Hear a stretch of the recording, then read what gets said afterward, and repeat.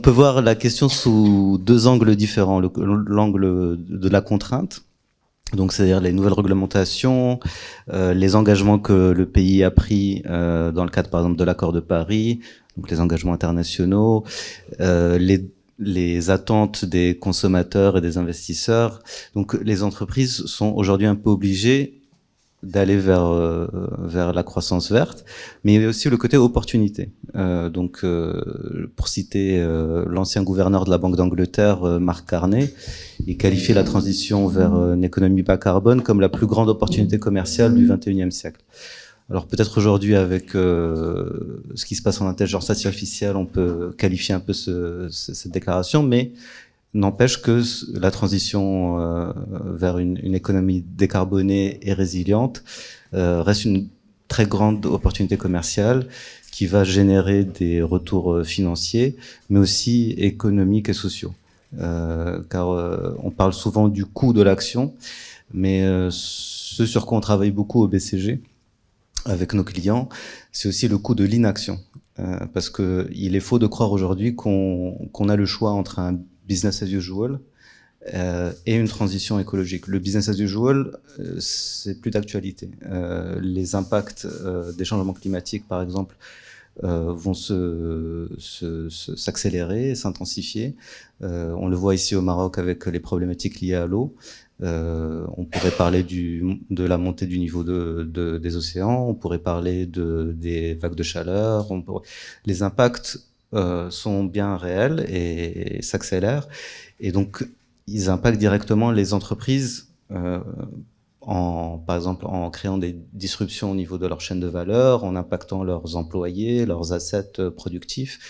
Et donc, tout ça, ce sont des considérations aujourd'hui à prendre en compte au-delà même de la décarbonation des activités. Pour la Bird, la décarbonation, en tout cas la finance climat, c'est quelque chose ça fait partie d'un des axes stratégiques de la Bird, et c'est important parce que c'est aussi rentable d'investir dans le vert. On a des retours sur investissement qui sont plus courts en investissant en vert. Donc le couple coût-rentabilité est quand même intéressant pour la PME ou l'entreprise qui investit dans le vert. Donc c'est une priorité. Elle est aussi drivée par les stratégies nationales du pays, et les institutions financières internationales comme la Bird sont là pour soutenir cet effort via des financements qui sont packagés avec de la subvention à l'investissement, pour encourager les PME et les entreprises à faire ce premier pas et à réaliser par elles-mêmes que c'est rentable d'investir dans le vert, avec bien sûr de l'assistance technique, puisque l'assistance technique reste clé pour faire comprendre, pour éduquer entre guillemets l'entreprise à financer de manière verte et à investir vert. Voilà. Après la Bird, donc effectivement, je prends le relais parce que nous avons lancé pour la première fois au Maroc ensemble le programme Morcef. Donc ça permettra d'assurer la transition et aussi effectivement d'élargir ensuite le débat. Donc Morcef, ça a été une initiative qui a été lancée en 2015-2016 et qui a remporté un grand succès. Parce que pour la première fois au Maroc, une banque proposait effectivement du blended finance associant financement, subvention, enfin cashback, et assistance technique. Et comme vient de le dire l'ami, c'est très important.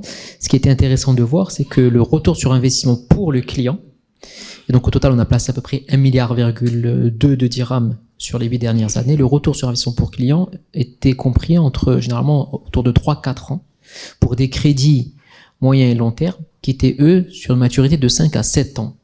Donc avant même que le client ou que l'entrepreneur, dans ce cas précis, ou l'entreprise n'arrive à rembourser son crédit, elle était déjà gagnante.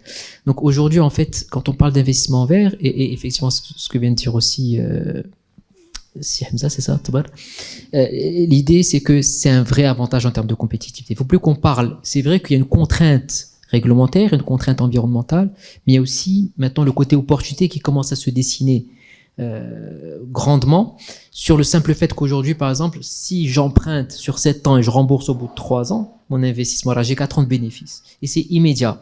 Ça marche au Maroc parce qu'effectivement, le coût de l'énergie est relativement élevé. Mais ça veut aussi dire, par exemple, que sur les marchés à l'international, si j'arrive à avoir une électricité qui serait jusqu'à 30 à 40% moins chère sur des métiers comme le ciment, même si c'est pas très exportable, sur des métiers comme la sidérurgie, en tout cas, ça représenterait un avantage fort par rapport aux importations. Donc aujourd'hui, effectivement, l'investissement, on va dire vert, mais alors déjà, la question c'est qu'est-ce qu'un investissement vert? C'est pour ça qu'il faut élargir aussi le débat. Si on remonte à qu'est-ce qu'un investissement vert, est-ce que c'est le véhicule ou est-ce que c'est l'objectif?